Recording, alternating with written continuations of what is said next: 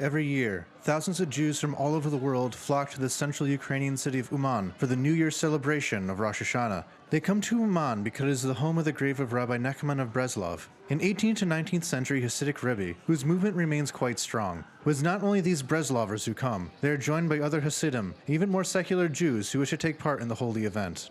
So the reason I came to Uman is because I know that there's lots of magic here, and I want to see it for myself, and I trust the other people that have been here before me, and based on this forum that I've read, that if it's written, I believe it. So you come here with full emunah, with the goal of transforming yourself, and you can't ask Hashem to change the year for you. You have to say, change myself to make this a better year. Uman Rosh Hashanah, it's something completely different than Uman before Rosh Hashanah and after Rosh Hashanah. And I wish all Jews in the world, at least once, to experience what people experience in here during this Eve, during this time.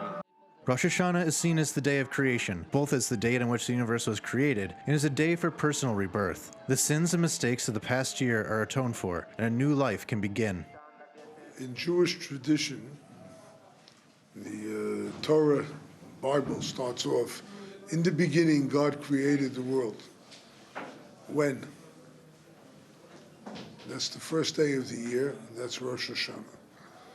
Rosh Hashanah is considered the beginning of the world. If you want to start something new, you're going to have to make judgments, right? Am I going to do this? Am I going to do that?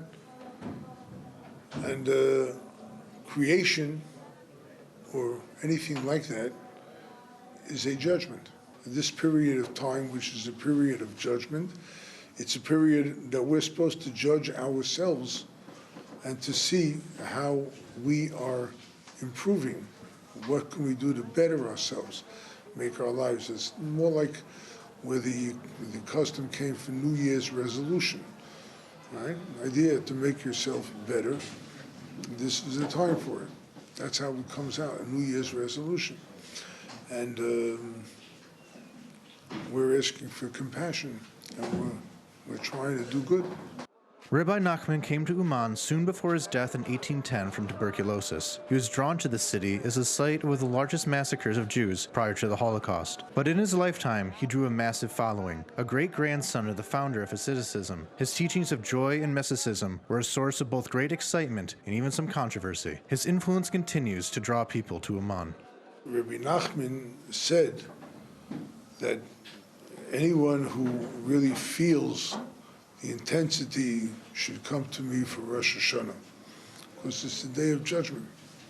He was a leader, and why he wanted his people to come, it's kind of obvious that he wanted his people to be with their leader, who he could inculcate them with the fear of God, with the love of God, with the feeling for religion, for whatever the religion stands for.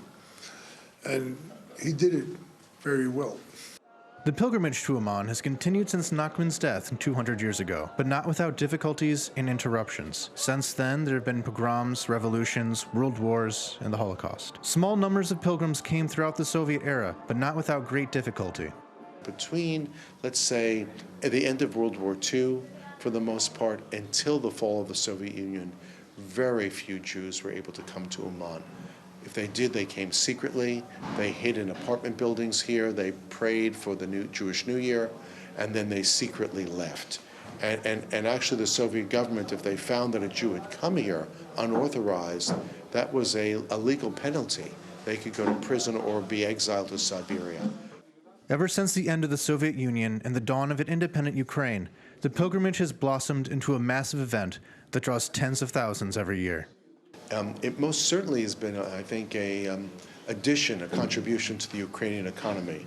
And actually in Uman, what's shifted in the last few years is that the township of Uman has recognized that the pilgrims that come here, in effect, are eager to spend money on different things. It might be fruits and vegetables, it might be souvenirs, it might be transportation, but what's happening now in the last few years is we see the rise of these hotels that are all around us right now. Once upon a time, people really spent their time in apartments that they rented out, or tents, or for the most part, they found little places in order to enjoy the Jewish New Year.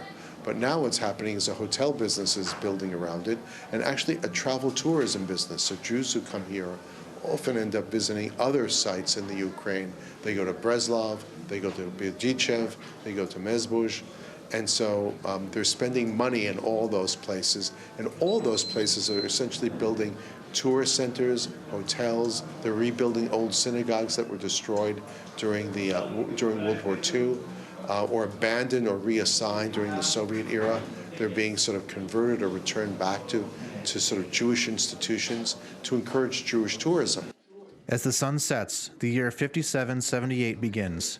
And from all of us here at UATV, Shana Tova.